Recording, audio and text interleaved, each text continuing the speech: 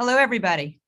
My name is Vivian Schiller. I am the Executive Director of Aspen Digital. We are a program of the Aspen Institute, which focuses on all things at the intersection of media, the internet, and technology. Thank you so much for joining us today. So you only need to look around to know that we are living in very difficult times, from increased polarization, racially and ethnically motivated attacks, conspiracy theories, skepticism towards expertise. It is not an understatement to say we are a country, and in many ways, a democracy at risk. Earlier this year, we at Aspen Digital announced the creation of a nonpartisan Commission on Information Disorder. Its purpose to examine our current information ecosystem and develop near-term actionable solutions to the most pressing issues, as well as a set of recommendations for the longer term. Over the past 3 months, the Commission has deliberated in virtual meetings every 2 weeks, heard directly from scores of experts from a diverse set of backgrounds, and studied literally hundreds and hundreds of pages of articles and papers. And today, the Commission co-chairs have released their interim report. It sets forth the priorities the Commission will now focus on for their recommendations, which will come out in early fall. The Commission is comprised of 18 members, representing a diversity of perspectives, experience, and expertise. We are pleased today to have with us today the 3 co-chairs who have been leading the effort, and I want to welcome them now. We have with us Katie Couric. She is, of course, an award-winning journalist, a leading advocate for cancer research and awareness, and a New York Times best-selling author. I might mention she is likely to be a best-selling author again this fall when her new book comes out, so look for that. She has been pioneering in so many ways, including as the first woman to solo anchor a network evening newscast, 15 years as co-anchor of NBC's Today Show, and now running the Katie Couric Media, which she founded, and it does everything from podcasts, documentaries, newsletters, every kind of media imaginable.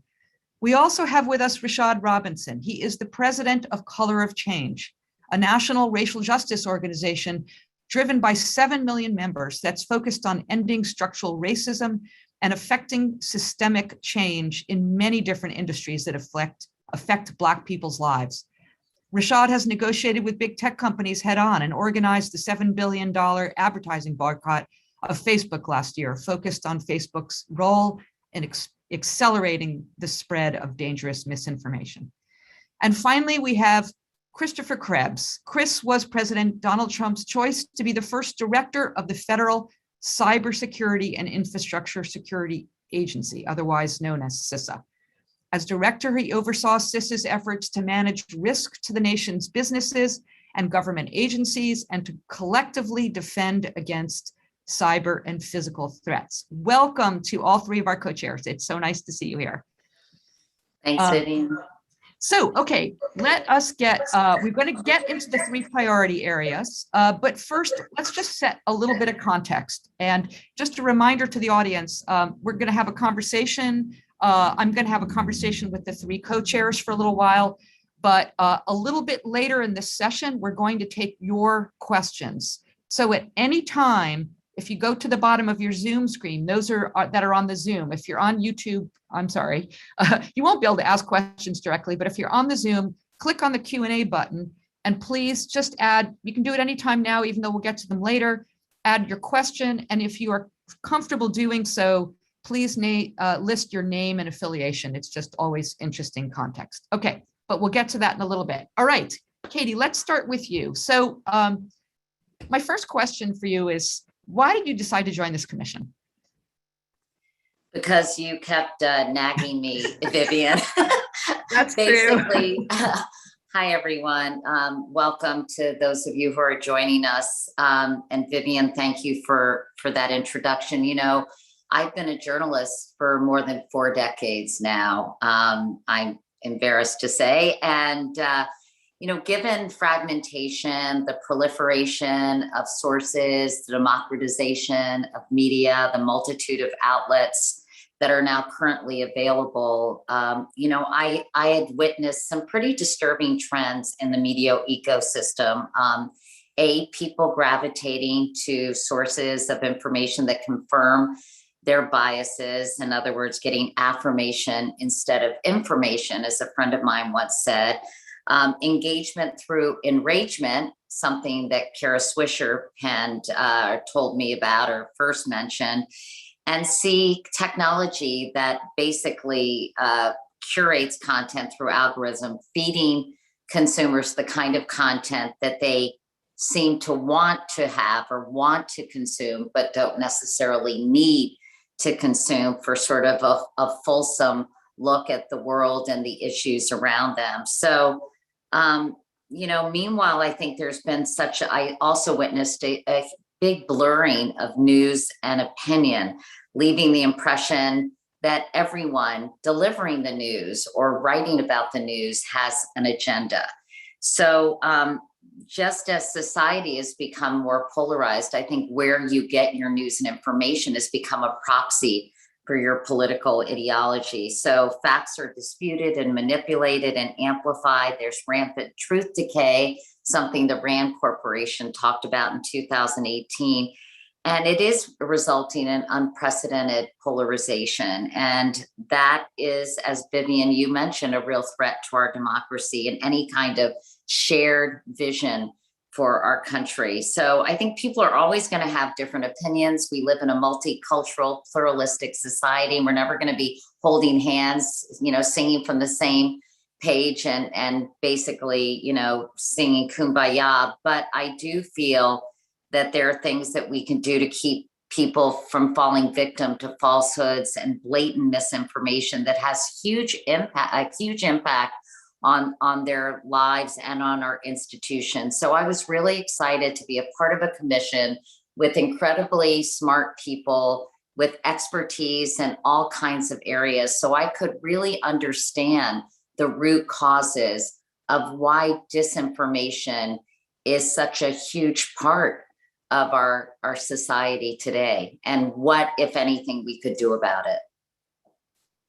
Thanks, Katie. A lot of what you're describing and what we're seeing, individual elements of it are not new. So, Chris, a question for you. Like I said, we've seen some of this before. What is different about today than in past eras? Thanks for that, Vivian. I think I've joked about it before, that propaganda, disinformation, misinformation as a profession is probably the third oldest profession in the world. The second being intelligence collections, intelligence operations.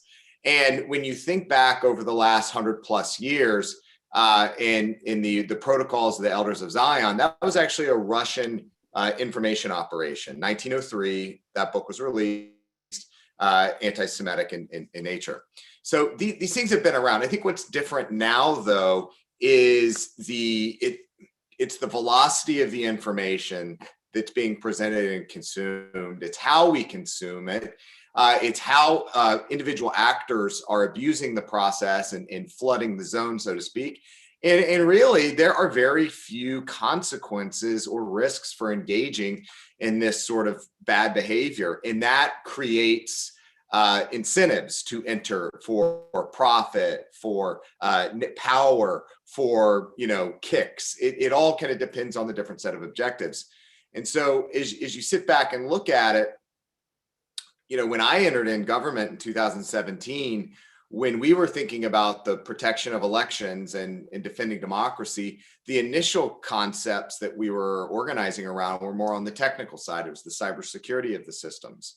But as we dug deeper and deeper into A, what happened in 2016, and B, what to prepare for 2020, it was clear that there are a different set of rules for the technical side, for the cybersecurity side, and the rules are more diffuse, unclear, and again, the risks are much, much lower on the disinformation side, which leads to a proliferation. And so in 2016, the Russians wrote the playbook for interfering with democracy, and it gave rise to a host of actors, both foreign and domestic, to be able to enter in and frankly, weaponize our information sources, which has separately been complicated by a sprawling, diverse set of, in some cases, questionable provenance of the information sources we're getting. And then the last thing I think my theory at least is that the last 18 months to 2 years with COVID and how our communities have become much more siloed and insular, that we've lost that touch. We've lost those anchor points that we have with our neighbors, with our families, with our friends. And we've seen people go down very, very deep holes in search of disinformation, conspiracy theories, and the like. Yeah, you talk about Rashad, when we talk about what's different now than before, as Chris touched upon, we didn't have, in past eras, we didn't have social media. How much of this, in your view, is social media versus, or is it mainstream media, or is it some combination of a cycle of the kind of media that is all around us today?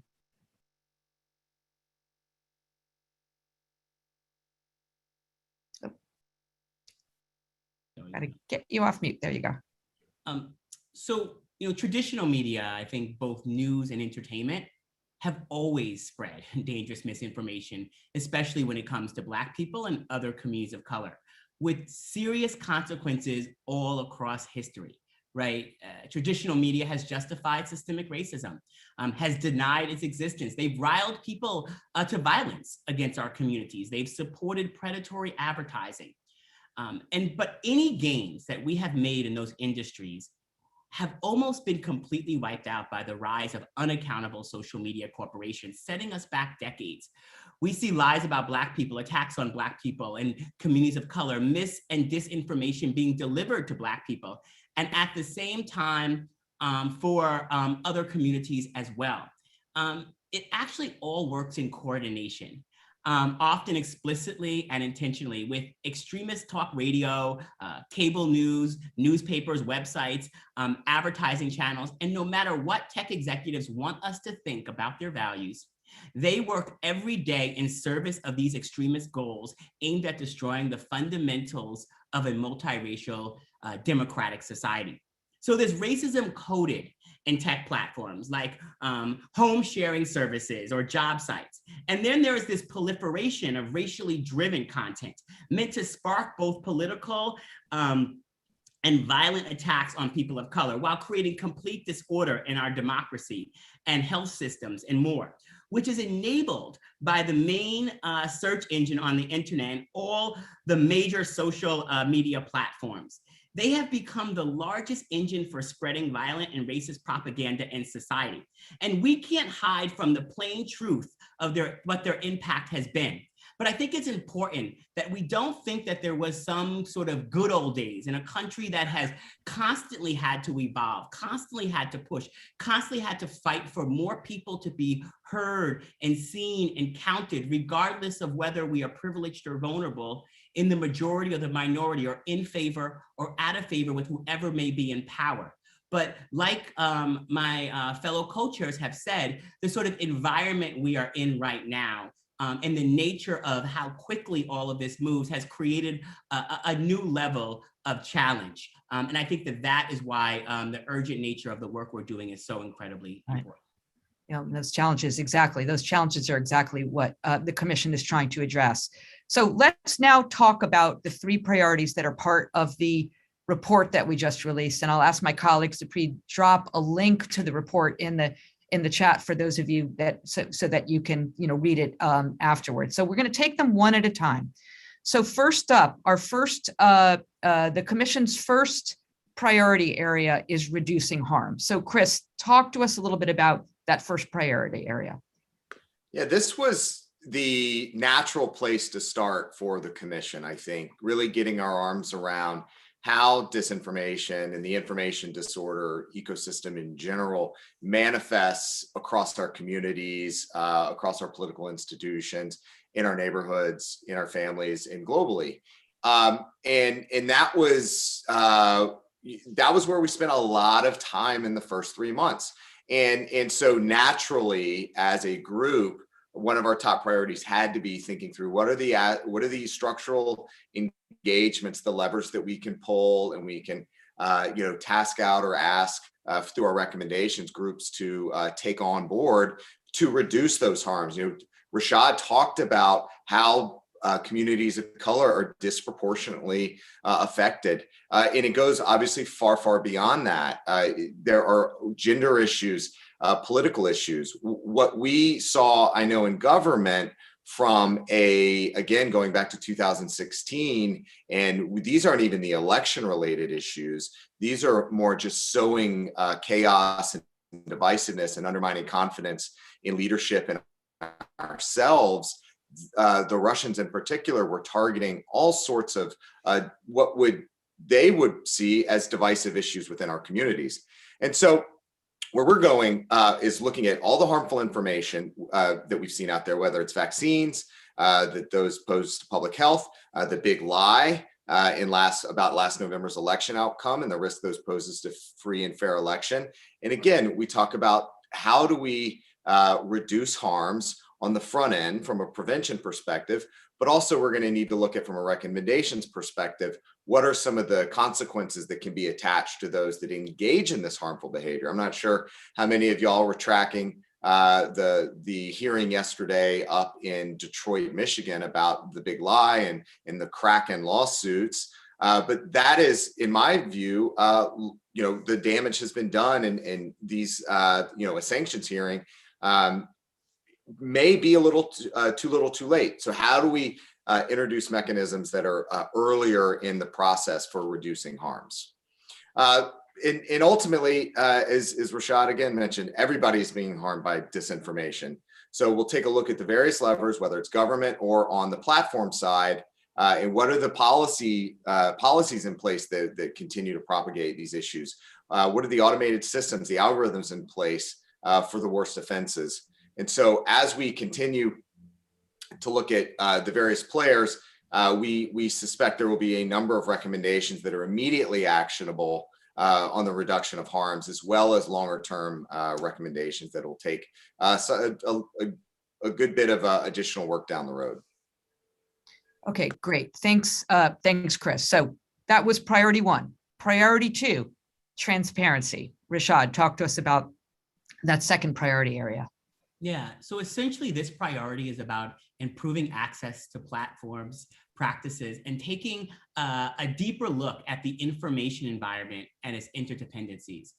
We think this is critical. The fact is the platforms have been around for nearly 2 decades, but the public has very little access to or understanding of how they work. In fact, the companies themselves oftentimes admit that they don't fully understand how their platforms are shaping and distorting the public discourse. A meeting 3 years ago gets very different answers than a meeting today. And sometimes those are, you can get different answers around how this is working week to week in terms of my engagement with the platforms. They don't have a deep understanding of how they affect human relationships and polarization and can't police themselves.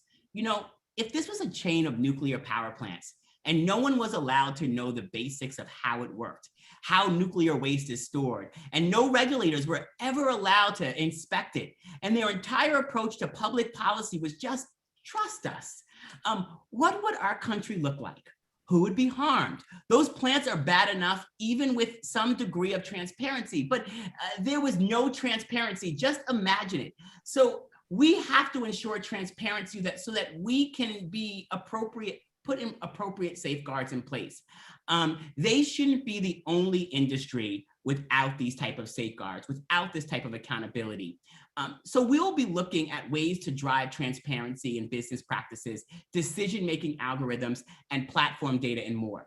But if we step back, we don't know nearly enough about how today's information ecosystem works, how the news media, social media, and other online media interact and affect communities, discourse, and relationship to issues and each other, and how these forces are all related, and even how they may be funded in coordination. And so researchers need it. We need that in order to build kind of vehicles to move us to evidence-based policy solutions. And we need it to be able to move policymakers in the way that we need to. But overall, the public is entitled to it. And as someone who has gone back and forth with the platforms and watched them say what laws they actually have to abide by and what laws they don't have to abide by, transparency is a key first step to getting us on the road to building the type of powerful solutions that will move us in a better direction. Okay, thank you, Rashad. Before I turn to Katie to share the third of the Commission's 3 priorities, just a reminder, we're starting to see questions come in. If you're watching us on Zoom, on the bottom of your screen, please click on the Q&A button, post your question there. We're going to end up with more that we can get to, but please keep them coming, and please add your name and affiliation if you are comfortable doing so. With that, Katie, tell us about the third priority, which is about trust. Well, obviously, the third and last priority is the challenges that we all face in building and rebuilding trust in institutions. The government is looking at, it's no surprise, trust in, oh my God, my daughter's cat. Hold on 2 seconds. Here, get out of here. Okay, sorry. What we used to call live TV, but now it's live Zoom. So Katie sorry. knows all about live TV. Yeah, sorry about that, everyone. I think it's no big secret that trust has steadily been eroded and declining in institutions for years now. But it is at a record low for trust in government, for trust in media, for trust in all kinds of institutions, including colleges and universities, public health organizations, as we've seen during the pandemic, and also during the pandemic, science itself. In recent years, expertise has become, been questioned more and more. There's a really good book called The End of Expertise that was written, I think, about 3 or 4 years ago. So the big question is, why is this happening? And how do we find ways to rebuild the trust that has been lost? What are the root causes? What are the socioeconomic, psychological, geographic, educational factors, where people live, and some of the things that Chris mentioned, the lack of contact with our neighbors, the lack of proximity to people who are different than we are, the fact that we are living in silos. And so how are those things feeding into mistrust and resentment and really tribalism that we've seen, I think, surface as never before? And I think this is a really tall order, because I think it's bringing in all kinds of amorphous factors that are hard to really kind of quantify. But, I think we're going to have to find ways, and this is one of the primary, objectives of this commission, to build or rebuild the confidence in these institutions that has been lost, so that we can all kind of feel comfortable and agreeing with a certain set of facts or certain pieces of information. Now, we've been looking at this so far in our 3 months, and we realize that some of this has to do with the collapse of local news. Since 2004, 2,100 publications have folded, including a quarter of this nation's newspapers. Local news is incredibly important in a multitude of ways, not only in informing the public, but also in creating cohesive communities. And it has a direct effect in the level of participation in elections. So voting is really impacted by a vibrant local news ecosystem. So people need to be able to really rely, both locally and nationally and internationally for that matter, on what they're reading, that it is reliable, and that the information is not misleading or flat out wrong. So we see, in addition to all these other things, a strong local media infrastructure is critically important in rebuilding trust and fighting disinformation. So we're going to be, we're going to figure out and explore how we can help people become more educated consumers, and how we convey the means and methods of information gathering, and how we can help people differentiate opinion from facts. So we're going to look at all these areas to see how trust can be bolstered and hopefully regained, which will be, as Vivian mentioned, a huge objective for this huge and challenging objective for this commission. Great. So just as a reminder, the three priorities are reducing harms, increasing transparency, and restoring trust. All of the detail is in the report, which we've linked in the chat. We look forward to everybody's feedback. And as a reminder, this is the interim report. So this has established the priority areas. From now through the end of September, the commission is going to be focused on specific recommendations, both recommendations in the short and the medium term, and a longer term agenda in terms of specific solutions from our against those three priorities. So just a reminder for everybody where we are. So we're now going to turn over to your questions, and we'll spend the rest of the time. You can continue to put questions in the Q&A box. We already have far more than we can get to, but that's wonderful. Keep them coming. We will group some of them where we need to. Also, to the person that asked the question, will we be able to download this session and share it? The answer is yes. We will make this available to watch on demand. We will share it back out to everybody who has attended, and we encourage you, please, to share it on social media or however you choose to share it. Okay. So let's now go in to questions. The first one, and so I'm going to what I'm going to do is call on individual co-chairs to answer them, but feel free to jump in if there's anything, any of the three of you, if there's anything that you want to add. And it's nice to see a few familiar names in here. So let's start with this question from Mark Graham. Hi, Mark, who is the director of the Wayback Machine at the Internet Archive. Mark wrote, Nathan Robinson wrote in Current Affairs that the truth is paywalled, but the lies are free. What might be done, Mark asks, to help improve our information diet when access to quality journalism is restricted, presumably by paywalls, while sources of misinformation and disinformation are freely available and in turn more easily amplified and referenced? So again, the question here is, so much high quality news is behind paywalls, although a little editorial comment from me, much of it is on a metered basis, which means you can see a lot of it for free. But there is indeed a vast variety of content that is free on purpose that is available. What do we do to mitigate that? Chris, you want to take a stab at this one? And again, in this point of a conversation, we're mostly reflecting on the environment. We're not necessarily offering solutions. So is there any reflection that you want to add, or any of you want to add, about an environment in which so much misinformation is available for free and a lot of it behind a paywall?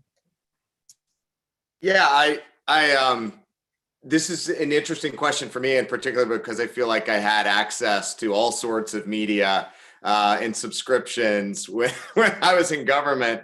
And then as I found myself a private citizen, once again, Welcome to the rest of us. Yeah, it was remarkable, the number of paywalls. And even today, trying to track various issues. I've been very interested in what's been happening in Arizona with the so-called audit in Maricopa County. And, there's great local reporting happening there. But again, some of it is behind paywalls. And every time you introduce friction in the attempt to get, good local reporting, there's a disincentive to follow through. And so I think this is one of those areas that we're going to have to look to. And I'd love to see what sort of additional incentives can we have through philanthropy? Can we have through government support of local news, local reporting, proliferation of public broadcasting and NPR-like functions to support these to support these endeavors, and also looking into the academic community on what more can we do to support journalism at local levels through scholarships, through fellowships, through other endeavors like that. This is really going to be an incredibly important area for us to explore on how do you reestablish connections at the local level in the communities rather than tie back up to the national level. I just want to add that I think that's an excellent question and something that we haven't really explored yet fully. And I think, one of the great things about this webinar is we're going to hear a lot of things that I think will open our eyes to some issues that we need to address and think about that we haven't. And I think that's an excellent point. So thanks for that question. The only thing I want to quickly add to that is I couldn't agree more with my co-chairs. And the thing I would like to add is that I think that as we think about sort of inside of a multiracial, multicultural democracy, you can think of all these sort of various moments where having media and investigative journalism and the sort of building of content that actually came from communities that were sort of most at the center of some of these conversations and how that looked different. You can think about the sort of the rise of the HIV and AIDS epidemic and what would it have looked like differently if there was more LGBT independent media at that time, and the sort of role that Black media played, Black radio played for Dr. King and for civil rights movements ever since. And so we can think about sort of the sort of role of local journalism, but also think about sort of all the ways in which journalism that serves various communities can provide sort of pathways for information that tells a more full and complete story. Thank you. Thank you to all three. And just, I want to just amplify, Katie said that a lot of the questions, again, we won't be able to get to them. Even if the questions we don't get to, we're going to preserve them all and we're going to study them. So keep those questions and, keep those questions coming. And there are other ways for you to engage with us to give us other comments. Okay. The next question this one is for you, Rashad, and it comes from, and it's related sort of the business practices, particularly the platforms in the information ecosystem. It comes to us from David Clinch, founder of Clinch Media and a former colleague of mine, actually. Hello, David. He has been previously with CNN and also with Storyful, which is a subsidiary of News Corp. David asks, what more can the major tech companies do to make sure that the most harmful disinformation, such as with elections, public health, and climate change, is to make sure that they are not monetized and amplified on their platforms? So again, before I turn it over to you, Rashad, as a reminder, the commission has not come up with, it's now going to be focusing on what those specific recommendations are. But Rashad, maybe you just want to reflect on a little bit more on the issues that David's talking about in terms of how monetization practices of the platforms, and amplification of content, how it contributes to the environment that we're in today. Yeah, I mean, I think that this is going to be an important area for the commission to look into. I mean, it fits into, the areas, everything from transparency to reducing harms to these areas of trust. And so I think across the board, we'll be looking at this. And so I think we'll have to look at it from different perspectives, both in terms of what the platforms can do themselves and the sort of recommendations that are kind of more soft, which, the sort of charitable things that the platforms may or may not do may be different than the sort of incentive structures that have to be dealt with, the structures that sort of incentivize profit and growth at these platforms. And so I think we're going to have to look at both. We're going to have some ideas about where to go for both. And that's what the next several months are going to be, right? So these are the priorities. These are the areas that we're going to be looking into. And now the road ahead is really sort of leaning into the work around,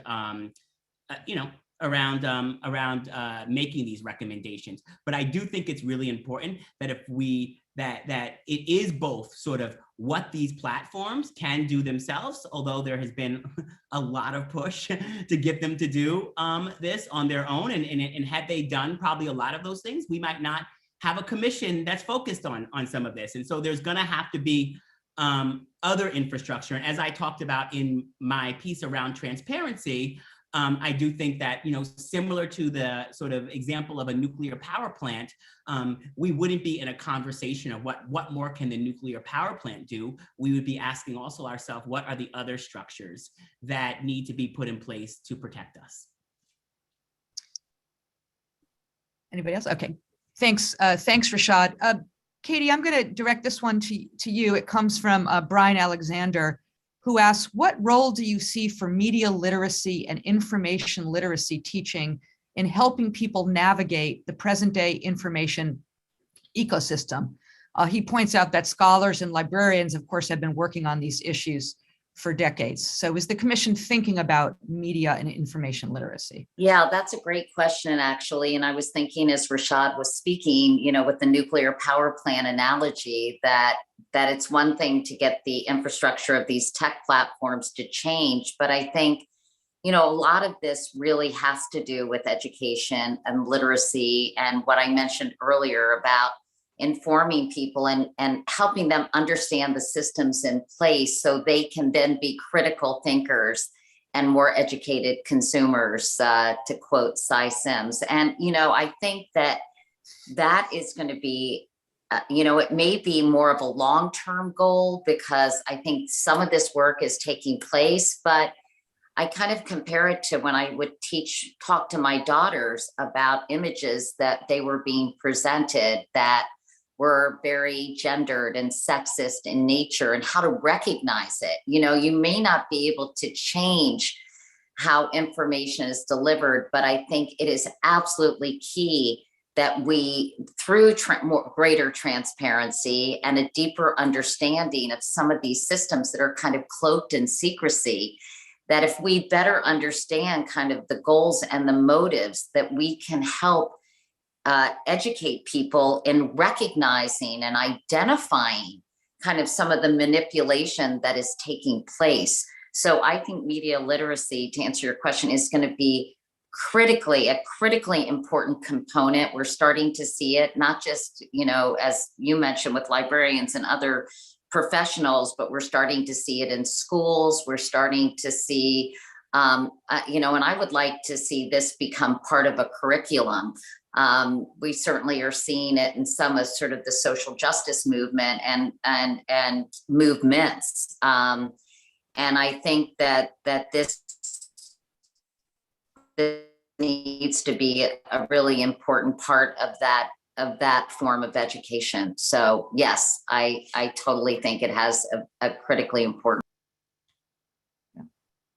Great. And of course, we know from the data that information, media, and digital literacy is relevant not just to young people, but we also across generations. So it's about schools, but it's also about other community organizations, such as like libraries. Okay, the next question. If I can jump in on this one, just a piece to add that as we looked at the information disorder in my prior role in government, we kind of broke it down into a supply and demand distribution, where on the supply side, there have to be activities that stem the flow, stem the tide of information. And in this case, I'm talking about government actions on foreign interference type activities. But there's also a demand side. And I think that there's a lot of sense around that, woe is us, this is happening to us. We have to go stop it. But there's a second piece here of we have to become more resilient as consumers of information. And I'm not, this is not as much about critical thinking as it is about education. And a lot of what happened with the 2020 election was this concept that elections to most people are, you go to the poll, you vote, and then you turn on the TV that night to find out who wins. But in fact, that's not how it works. There is a system approach that takes, days, weeks, months in advance, and days, weeks, and months after the fact. And so to the extent that we can continue to stop the flow, but also have the have the public be more understanding of how the processes work. And so when they're presented with misleading disinformation, with lies, they can call it, right off the bat. And this kind of goes to that whole narrative of a degree of individual responsibility as well. I mean, I wanna say that we have to hold that to be a thing. Resilience, I think, is incredibly important. But as someone who comes from a community that has had to be incredibly resilient throughout the history of this country, I think we have to hold all of the structures of making communities more resilient, but recognizing that when big lies do come out, they're oftentimes targeted at the communities that are already most under attack, already most threatened, already have had sort of resources and structures pulled from them. So so resilience has to be a thing that we have to have a really deep critical lens around. And that's why the work of the commission over the next couple of months is going to be so important, because resilience is important, but continuing to ask certain communities to overcome lies about voting that then lead to certain laws, lies about health that might lead to underinvestment, lies about sort of a whole set of things that may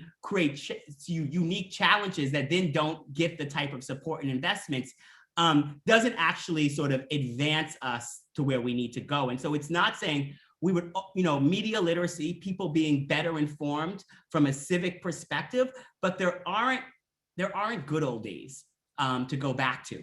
And so part of what we have to sort of constantly recognize that as we move forward and think about all the ways in which a multiracial democracy where there's more visibility and power for women than ever before, and there's all sorts of folks that have the ability to participate in ways they haven't participated, that how we think about resilience and how we think about the sort of structures that we have to put in place to allow for all voices to be heard has to sort of take all of that into account.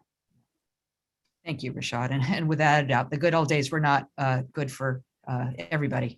I want to, before I come back to a question, I'm scrolling through the questions in the Q&A, and some of you are making comments, and I just want to flag a comment from Sherry Turkle at MIT. Hello, Sherry, who is suggesting that we make these 3 priority areas that we've just released part of a K through 12 curriculum and for freshmen in college, and a spin-off curricula for schools and communities around these 3 areas. So thank you for that, Sherry. We're glad that the 3 priorities have resonated. My next question is for you, Chris. This comes from Alan Raoul, privacy and cybersecurity partner at Sidley Austin LLP, who says the Senate Intelligence Committee report described in devastating detail Russia's disinformation and division campaign against the US and our politics. How do you compare the external and internal threats? By internal, I'm assuming he means domestic. And what are the best measures to defend against them? This is in part the crux of what we're studying here. What are the recommendations that will have an effect on what is domestically considered potentially just propaganda or political speech, vice what are the actions that we can take against foreign actors? And I think, frankly, that the foreign actor set of recommendations is going to be probably a more simple set of solutions and answers, because there are a different set of capabilities available to the government. But when it comes back to domestic information, this is where one of the structures that we will prioritize and preserve within the recommendations is the First Amendment protected speech. But around that, there are private actors, for instance, with social media companies that have certain responsibilities, and we'll be looking at the various legal and regulatory mechanisms that we will have. But short of that, also continued societal pressure on these platforms to do the responsible thing. We have a number of questions that are related to journalism and journalism, sort of so-called straight reporting versus op-eds and bias. So let me just cluster these together. One is from Patty Bates, who asks what the speaker's thoughts are on supporting official standards for what defines journalism versus opinion, and how do those standards get implemented across the internet. Katie, that might be a good one for you, but let me just ask something similar too from Amy Petty. I think there's a huge issue with essentially op-ed TV being conflated with straight news. My editorial comment is I'm not sure what straight news is exactly, but and of course it can influence or alienate anyone based on their leanings. Any thoughts there? And then a final related question from Bonnie McCluskey. How can we encourage more of balance in media hiring conservatives as well as liberals for reporting news and information? So a cluster of questions there about whether the public understands the difference between opinion and editorial reporting, op-ed TV, as the questioner puts it, and also the makeup of news organizations in terms of people who come from conservative or liberal backgrounds. Katie, I know you've been thinking a little bit about sort of labeling of news organizations, so maybe you want to start, and then I'm happy for any of our other co-chairs to jump in on any of those three questions. Well, this is obviously a huge issue, and one of the kind of changes that I referred to when I was talking about how much media has changed and how it has become so bifurcated and siloed and consistent with a particular ideology. I've raised this with my colleagues before about, it's sort of like talk radio on television now. And everyone seems to say people are very clear that, that various anchors or hosts or commentators are espousing a particular point of view. But I think it does have a nefarious effect on people who say, well, where do we go? How do we feel? We have to go this organization or this network to get a liberal point of view. We have to go to this network to get a conservative point of view.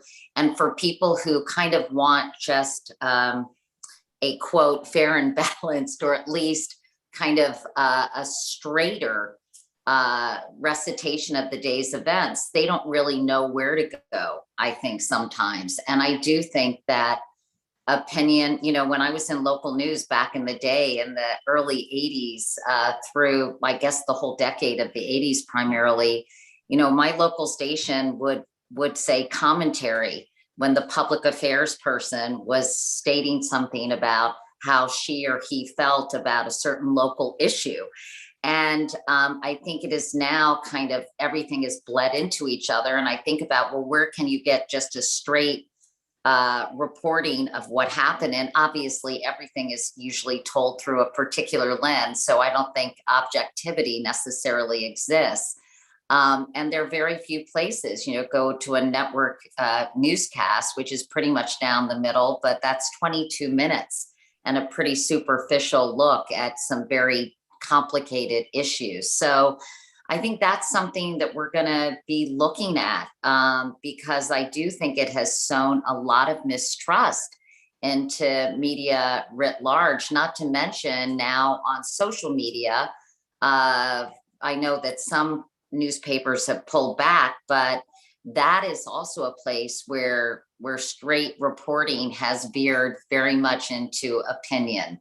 And there weren't that many rules or guidelines to prevent that from happening, which I think also added to the mistrust. So these are a lot of kind of big, thorny issues that I think that I do think that news consumers and the public at large needs to have a better understanding, and that's where I think transparency also comes into it. And in terms of conservative and liberals mixing more in news organizations, that's been a problem since the beginning of time. And now I think it's been exacerbated by the ideological lines that have been drawn in these organizations, really to make sure that they continue to have a decent piece of an ever shrinking pie due to fragmentation.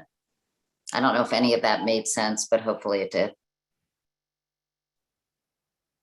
Either of our co-chairs want to jump in on this, or we'll move to the next one. Thank you so much, Katie.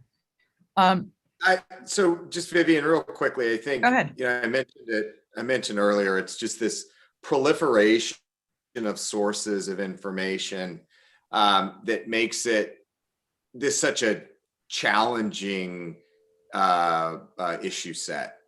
When you think about, it's not just about how information, how events themselves are presented, but it's whether or not events are even presented. There are certainly some outlets that you could watch and you may not even have known that there was an insurrection at the Capitol on January 6th. And so this is part of the problem. And, you know, at an even larger or meta level, to I think to Rashad's point, you know, as I distill down some of the things he said today, particularly on my last comment was about, you know, this isn't the user's fault. They're the target here. They're being manipulated. They're being shaped. And so how do we structurally up-level the mechanisms to get more equitable outcomes? And that is what I am really excited to dig into with people that I've frankly never had an opportunity to work with, like Rashad. So I think, you know, that just speaks to the diversity of experiences, of perspectives, of expertise across this commission that makes it such a unique team, such a unique group that will generate some, you know, I'm confident that we're going to generate some recommendations that are not just immediately actionable, that will have long. Yeah. Thanks, Chris. You muted there at the end, but I think we got that. And yeah, I will say to Bonnie McCluskey's questions about the composition of news organizations from conservative and you know, liberal backgrounds, can't speak to the news organizations, but certainly in this commission, we have worked very hard to have quite a diversity of experiences, backgrounds, perspectives, lived experiences, and knowledge areas. So thanks for amplifying that, Chris. So we're moving just to a few final questions now. We have such great questions. Thank you so much. This next one comes from Eric Sound. What will be the biggest impediments to the commission's recommendations being accepted across the political and ideological spectrum? And how will you address these? Not a simple question, but Rashad, I'm going to ask you to jump in on this one. It's an important question. It's an incredibly important question. What are the biggest impediments to making change? What are the biggest impediments to undoing harms? What are the biggest impediments to moving things forward in a society where sometimes getting things done, getting policies passed is incredibly hard? And so, like, I don't want to do the government, you know, class here, but if we take all the things we know about getting policies done and getting corporations to change, those are the biggest impediments. But the thing I guess I want to sort of, the way I want to take this question and just sort of share is that part of what we have to do is and hopefully what this commission can do, and as Chris talked about, the sort of range of diversity and experiences, I just think that's so incredibly important because we need more people to care. We need more people to recognize and see this as a problem, because the fact of the matter is that we will remain stagnant, and sort of stagnation only benefits the sort of status quo, and the status quo that we are dealing with will only continue to lead us in the wrong direction. And so to the extent that, you know, the biggest impediments are the impediments to getting anything done. The thing that I'd like to focus on is what are the things that we actually need to win? And by winning, it means winning for all of us, winning an information environment that is fairer, more just, and more equitable, and where we, you know, are able to sort of benefit from the fruits of a multiracial democracy where many voices can be heard. I think that in order for that to happen, we need many voices to be heard here, and we need many voices to be able to stand with us and get behind this work, and to do the work that we always have to do when we want to make the type of change that will move society forward. And in terms of being accepted across political and ideological spectrum, it's possible that the recommendations will not be accepted by all. Yeah, I mean that is the truth of change in our society that we all celebrate today, or not all of us, but many of us still celebrate today, and the majority of Americans celebrate the type of changes that weren't always the most popular at the time. And so I also don't think that we can simply rely on popularity contests to getting the right things done. And we also can't rely on being stalled or stopped by those that benefit from disinformation as we are trying to undo the sort of root causes and structures that amplify it. Okay, thanks. I think this may end up being our last question, but it's a good one to end on, and it comes from Ray Harris, who asks, how can we as individuals help combat disinformation and rebuild trust in previous reliable sources like media and government agencies? In my opinion, he writes, return to civil discourse and reasoned debate is so important to our democracy. And this is a complicated question with a complicated set of answers, but I know our co-chairs are up to it. So who would like to jump in on this one? Go for it, Chris. You look like you have something to say. I mentioned it earlier, and we talked about it out at the Aspen Ideas Festival a couple weeks ago too. I think that as we reemerge from the COVID, separations in our silos, and we can reengage in community and relocate those anchors we had and have conversations. It's the equivalent of walking down the street, right? You see somebody who's standing at the corner saying things that don't make any sense. Would you go forth and continue saying those things, or would you think more about it and perhaps have a degree of shame about it? On the internet, you just don't have that same connection in those community anchors. So again, I think it's going to be important that we all come back out of the last 18 months or so. But that civil discourse, that community engagement, that think before you repeat something, before you share something, that is at the individual level one of those just the most important. Great. We're just about at time, but Katie or Rashad, any just final quick thoughts on that point or any Well, other? I have a couple of quick closing thoughts. First of all, thank you for everyone who participated in this. I'm sure there are a lot of really smart, engaged, concerned people, professionals who would have a lot of helpful input. So I would encourage you all to share not only your questions, but your comments, some of the things that you are interested in, and some of the, angles that perhaps we need to pursue that we haven't thought of. I wish the commission could include all of you in many ways. And in some ways, I hope we can incorporate your viewpoints. I also think just to expand on what Chris just said, I think corporations, I'm doing a lot of work with purpose-driven companies. And some of it is authentic, some of it is more commercial, I think, in terms of their endeavors. But a lot of people are trusting companies more than institutions like government and the media.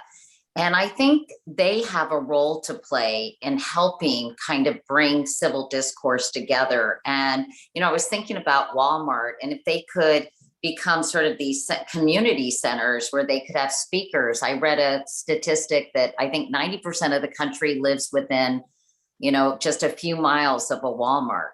And I do think that some of this has to do with loneliness and social isolation that was exacerbated during the pandemic. But I'm wondering if we can just, Brian Stevenson of the Equal Justice Initiative talks a lot about being proximate. And if we could have sort of community-based organization and events that would get people of all different backgrounds and opinions together with legitimate sources of information, that maybe that would be one way to help rebuild trust. But it's just something that that I've been thinking about because I'm very interested in loneliness, social isolation, and sort of how companies are filling the gap of declining trust in some of our more traditional institutions. Rashad, anything from you, or we can close it up? Okay, thank you. You've contributed so much. I really appreciate it. And that is all the time we have. I really want to thank all of you for joining us and for your great questions. Sorry we couldn't get to all of them. Thank you to our co-chairs, Katie, Chris, Rashad, for your leadership and your insights. For more information on the Commission's work, you can visit us at aspeninfocommission.org. You can follow us on Twitter at Aspen Digital. And if you have any other comments or questions, just please tweet at us. That's the most immediate solution I can give to you. We will see all of it. And thank you very much. Bye-bye.